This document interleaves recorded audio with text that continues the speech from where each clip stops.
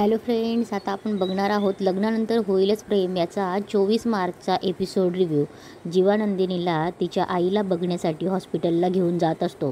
नंदिनी मानिनीशी फोनवर बोलत असते. फोन ठेवल्यावर नंदिनी जीवाला बोलते की आई म्हणत होत्या की आपण हॉस्पिटलमध्येच भेटायला जाऊ, पण बाबांचं सोल्युशन मला जरा प्रॅक्टिकल वाटलं. तेवढ्यात जीवा बोलतो, ते म्हणाले असतील की शारदा बहिणींना घरी येऊ दे, मग घरीच भेटायला जाऊ. तेव्हा नंदिनी बोलते करेक्ट, असंच म्हणाल्या त्या म्हणत होत्या पार्थना ऑफिसमध्ये मीटिंग आहे आणि काव्या का नाही आली. तेव्हा जीवा मध्येच बोलतो की आपण सगळेच गेलो तर हॉस्पिटलमध्ये गर्दी होईल म्हणून नसेल आली. तेव्हा नंदिनी बोलते काय चाललंय तिच्या मनात कळायलाच मार्ग नाही, पण यापूर्वी आधी कधीच नाही व्हायचं. काव्याच्या मनातली प्रत्येक गोष्ट मला माहीत असायची. तिला कुठे खुपतंय दुखतंय तिनं सांगायच्या आधी मला माहीत असायचं, पण आता ती इतकं बोलून दाखवते तरी माझ्यापर्यंत काही पोचतच नाहीये, किंवा खरं तर मला कळतच नाही मी काय करू. खरं तर या सगळ्यात काव्याची काहीच चूक नाहीये. अचानक तिचं आणि पार्थचं लग्न झालं. आता तिची इच्छा नसताना सुद्धा तिला हे नातं निभवावं लागणार आहे आणि या सगळ्यात ती काहीच करू शकत नाही. इकडे धनंजय आणि शारदा हॉस्पिटलमध्ये बोलत असतात. तेव्हा धनंजय बोलतो की नंदिनी येते. तेव्हा शारदा विचारते तुमचं तिच्याशी बोलणं झालं का फोनवर. तेव्हा धनंजय बोलतो हो, आम्ही फोनवर बोलतच होतो. तेव्हा शारदा चिंतेने विचारते कशी बोलली हो फोनवरती. नेहमीसारखी बोलली ना, काही तिच्या बोलण्यात तणाव काही जाणवला नाही ना. तेव्हा धनंजय बोलतो शारदा शांत हो. तेव्हा धनंजय बोलतो नंदिनी एकदम नॉर्मल होती, तुझ्या तब्येतीची विचारपूस केली. आणि तेव्हा शारदा विचारते आणि तेव्हा धनंजय बोलतो आणि जीवासोबत येते म्हणाली. तेव्हा शारदा थोडी शांत होते. तेव्हा धनंजय बोलतो शारदा तू काही लपवत नाही आहे ना माझ्यापासून. तेव्हा शारदा बोलते नाही, काही नाही. तेव्हा धनंजय बोलतो मग तुझ्या डोळ्यात पाणी का. तेव्हा धनंजय बोलतो हे बघ शारदा, तुला कुठली गोष्ट त्रास देत असेल ना तर निसंकोचपणे मला सांग, बोलून मोकळी हो तू. तेव्हा धनंजय बोलतो काव्याबद्दल काही सांगायचंय का. तेव्हा शारदाला काव्या आणि तिचं बोलणं आठवतं की काव्याला ती विचारते की याचा अर्थ तू जीवावर प्रेम करतेस. इकडे धनंजय शारदाला बोलत असतो सांग शारदा सांग, इतक्या वर्षांचा आपला संसार आहे, काय मनात असेल तर बोलून टाक ना. तेव्हा काहीतरी शारदा सांगणार तेवढेच सिस्टर येते ब्लड प्रेशर चेक करायचे म्हणून. तेव्हा शारदा मनात बोलते की जीवा आणि काव्याबद्दल जे काही आहे ते यांना कळायला नको. हा गुंता सहज सुटणारा नाहीये. कारण तेवढ्यात जीवा इकडे गाडी चालवताना एक कपल बघतो आणि जीवाला काव्य आणि त्याची लव्ह स्टोरी आठवते. जीवाचं लक्ष थोडं विचलित होतं आणि तो एका बाईकला धडकतो. तेव्हा तो बाईकवाला त्याला बाहेर उतरायला म्हणून सांगतो आणि त्या दोघांमध्ये थोडासा बोलाबोली होते. तेव्हा जीवा त्या माणसावर ओरडत असतो हॉस्पिटलला चाललोय म्हणून तुझं जे काही नुकसान असेल ना ते भरून देतो. तेव्हा तो माणूस बोलतो की भिकारी समजलास का, तू काय मोठ्या बापाची अवलद आहे का. तेव्हा जीवा चिडतो आणि बोलतो शिस्तीत बोलायचं शिस्तीत बोलायचं. तेव्हा तो माणूस जीवाची कॉलर धरतो. तेव्हा त्या दोघांमध्ये हाणामारी होत असते. तेवढ्यात नंदिनी गाडीतून उतरून पळत येते आणि त्या दोघांना बाजूला करते आणि ती त्या माणसाला विचारते दादा तुम्ही ठीक आहात ना, काही लागलं तर नाही ना तुम्हाला. तेव्हा नंदिनी पाण्याची बॉटल घेऊन येते आणि बोलते अहो हे पाणी घ्या, ओरडून ओरडून घसा कोरडा झालाय तुमचा. तेव्हा जीवा बोलतो नंदिनी. तेव्हा नंदिनी बोलतो तुम्ही शांत बसा हो, तुम्हाला काही कळतं की नाही, शांत बसा जरा. नंदिनी त्या माणसाकडनं पाण्याची बॉटल घेते आणि जीवाला बोलते घ्या तुम्हीही जरा शांत बसा. तेव्हा नंदिनी त्या माणसाला बोलते बघा ना, मी नेहमी यांना म्हणते भांडणं करून काही होणार आहे का, तुम्हीच सांगा भांडणं करून काही होणार आहे का. तेव्हा तो बोलतो नाही. तेव्हा नंदिनी बोलते नाही ना. तेव्हा नंदिनी बोलते मग हे असं आपण भांडणं करणार, मग पोलीस येणार, मग तुम्हाला आम्हाला 15 वेळा पोलीस स्टेशनला चक्रा मारावं लागणार कशाला. तेव्हा जीवा नंदिनीकडे बघतच असतो. नंदिनी बोलत असते की बरं दिसतं का ते, आणि हे बघा आम्ही मान्य करतो की चूक आमचीच आहे. तुमच्या गाडीचं जे काही नुकसान झालंय ना दादा, त्याची नुकसान भरपाई सुद्धा आम्ही देऊ. तेव्हा नंदिनी बोलते 1 मिनिट आणि पर्समधून काही पैसे काढते आणि त्याला देते. तेव्हा तो बोलतो नको. तेव्हा नंदिनी बोलते नाही नाही नाही, तुम्ही आता नाही म्हणूच शकत नाही. तेव्हा नंदिनी बोलते अहो असं काय करताय दादा, तुम्ही इतकी प्रेमाने गाडी घेतली आहे. हां आम्ही आता त्याची किंमत नाही करू शकत, पण नुकसान भरपाई तर देऊच शकतो ना. तेव्हा तो बोलतो खरंच नको ताई नको. तेव्हा नंदिनी बोलते ताई म्हणताय आणि घेत नाही, बघा बहीण मानलं की नाही तुम्ही मला, मग आता बहिणीची ओवाळणी म्हणून घ्या. जीवा हे बघतच असतो. तेव्हा तो माणूस बोलतो ताई तुम्ही म्हणतायत ना म्हणून मी घेतोय पैसे, नाही तर या दाजींना समजवा, जरा नीट गाडी चालवायला सांगा. तेव्हा जीवा म्हणतो तुझ्या तर. तेव्हा नंदिनी बोलते हो मी सांगते ना त्यांना. तेव्हा नंदिनी त्याला बोलते की तुम्ही जा सावकाश जा. नंदिनी त्याचं हेल्मेट उचलून देते आणि बोलते की आणि भाऊबीजेला घरीच या हां जेवायला. तेव्हा तोही बोलतो हो. तेव्हा तो माणूस जातो. जीवा बघत असतो. तेव्हा जीवा थोडा चलबिचल होतो.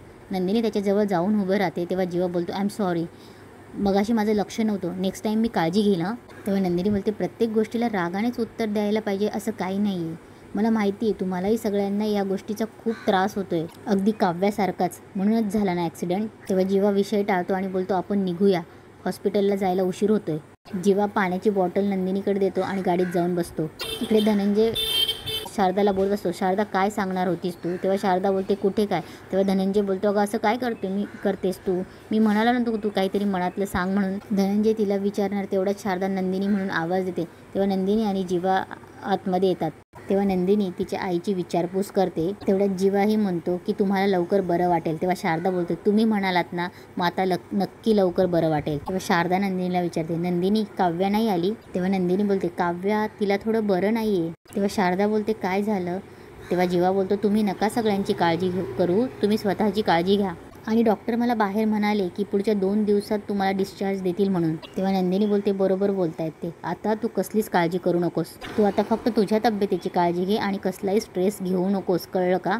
तेव्हा धनंजय बोलतो की सकाळपासून तेवढ्याच सिस्टर येते आणि बोलते ही काही औषध आहेत घेऊन या. तेव्हा जीवा बोलतो मी घेऊन येतो. तेव्हा धनंजय बोलतो नाही मी आणतो, तुम्ही दोघं इथेच थांबा. तेव्हा नंदिनी तिच्या आईला ज्यूस वगैरे पाजत असते. जीवा बघतच असतो आणि जीवा नंदिनीकडेही स्माईल करून बघत असतो.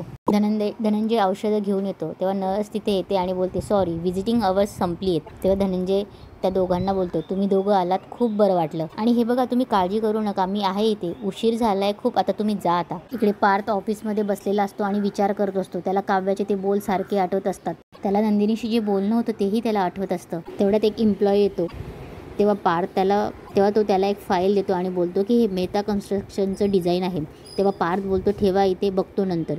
तेव्हा तो बोलतो की गेल्या 3 दिवस सर आपण हे ढकलतोय पुढे. तेव्हा पार्थ ते डिझाईन बघतो, फाईल चेक करतो. तेवढ्यात ती फाईल बघतो आणि त्याला बोलतो की याला डिझाईन बोलतात. तेव्हा पार्थ बोलतो हे असलं घाणेरडं डिझाईन मी क्लायंटला दाखवू.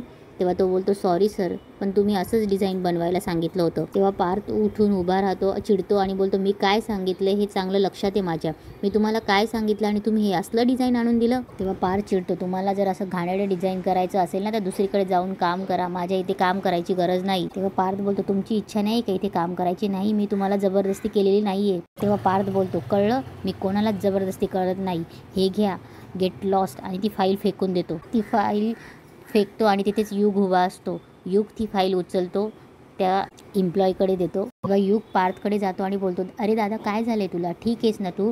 तेव्हा पार्थ बोलतो तू कशाला आलायस? तेव्हा पार्थ बोलतो किती पैसे हवेत? तेव्हा युग बोलतो अरे पैशांसाठी आलोय का, मी बोलायला आलोय तुझ्याशी. ठीक आहे तुला नको हवं असेल ना तर मी जातो. तेव्हा पार्थ बोलतो हे ऐक. तेव्हा पार्थ बोलतो आय एम सॉरी जरा डिस्टर्ब आहे. तेव्हा युग बोलतो अरे ते दिसतंय लग्न झाल्यापासून बरेच काही गोष्टी घडल्या आहेत आणि त्यावर मला तुझ्याशी काही बोलताच आलं नाही. तेव्हा पार्थ बोलतो काही बोलायची गरज नाही आहे, घरात जी लोक आहेत ती बोलत आहेत, यू डोंट स्टार्ट. तेव्हा युग बोलतो अरे दादा मी नॉर्मली बोलायला आलोय, तू काय एवढा राग करतो? हे बघ तुला आणि जीवा दादाला वाटत असेल की मला काही कळत नाही, मी लहान आहे अजून, पण मला तुमच्या मनात काय सुरू आहे ना हे कळतंय, तुमच्या मनात किती दुःख आहे ना हे कळतंय मला. तेव्हा पार्थ बोलतो युग तू जास्त विचार करू नकोस, अभ्यासाकडे लक्ष दे, आणि खाली बसतो. तेव्हा युग बोलतो तू माझ्या बोलण्याकडे लक्ष दे. अरे तू का इग्नोर करतोयस मला? अरे दादा आपल्या घरात 4 वेगवेगळ्या स्वभावाची माणसं आहेत, ते सगळे वेगवेगळ्या प्रकारे रिॲक्ट होतात. आता काव्याच बघ ना, ती फटकळ स्वभावाची, तिच्या मनात जे येईल ते बोलून टाकते आणि जीवा दादा कमी बोलतो, पण जेव्हा पण बोलतो ना ते हर्ट होण्यासारखं बोलतो. आणि आता राहिला विषय तुझा आणि नंदिनी वहिनीचा. नंदिनी वहिनीने तर हे लग्नच मान्य केलंय, त्यामुळे ती शांत आहे. पण दादा या सगळ्यामध्ये तू शांत नाही आहे, मला कळतंय की तुझ्या मनामध्ये किती दुःख आहे, तू काय सहन करतोयस ते कळतंय मला. इकडे काव्या शारदाला फोन करते आणि बोलते आई एकटीच आहेस ना गं तू, तुझ्या आजूबाजूला कोणी नाहीये ना?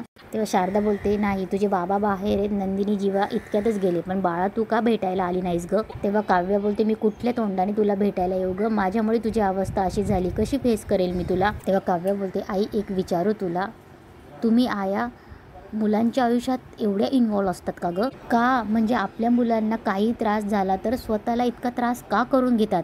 किती त्रास करून घेतलायस तू स्वतःला? तेव्हा काव्या बोलते आई खरंच काल जे काही झालं ना त्याच्यासाठी खरंच सॉरी. तेव्हा शारदा बोलते तुझी चूक नाही ग बाळा, वेळच चुकीची आहे. घरी गेल्यावर काय झालं ग, कोणाशी काही बोललीस या विषयावर? तेव्हा काव्या बोलते कोणाशी म्हणजे ताईशी ना, नाही काही बोलली आहे. तेव्हा काव्या बोलते पण आई तू स्वतःची काळजी घे, तू नको या सगळ्यांचा विचार करू, तुला अजून काही त्रास होणार नाही आहे या काव्याकडून, तुला त्रास होईल असं काही वागणार नाही आहे मी आता, तू लवकर बरी हो. तेव्हा फोन ठेवल्यावर काव्या बोलते आई सांगितलं तर आहे तुला मी, पण या अशा कोंडमाऱ्यात कशी जगणार आहे मी? आणि तिथेच आजचा एपिसोड संपतो.